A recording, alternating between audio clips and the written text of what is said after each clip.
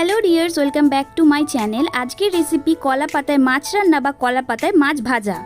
Basically এটা সমুদ্রের মাছ দিয়ে করলে বেশি টেস্টি হয়, কিন্তু আজ আমি কাতলা মাছ দিয়ে ট্রাই করব। আমি এখানে কলা পাতাগুলোকে সাইজ করে কেটে ভালো করে ধুয়ে নিয়েছি। এরপর শিলনোড়াতে রসুন, সর্ষে আর শুকনো লঙ্কা ভালো করে বেটে নিচ্ছি।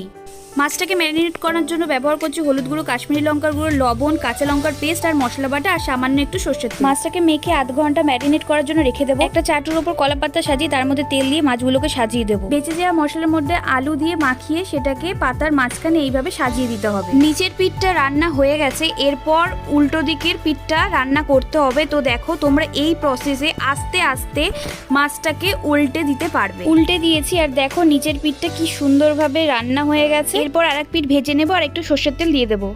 তৈরি হয়ে গেছে কলা পাতায় মাছ ভাজা। ভিডিওটা তোমাদের কেমন লাগলো অবশ্যই কিন্তু জানিও, আর ভালো লাগলে লাইক, কমেন্ট, শেয়ার করতে ভুলো না।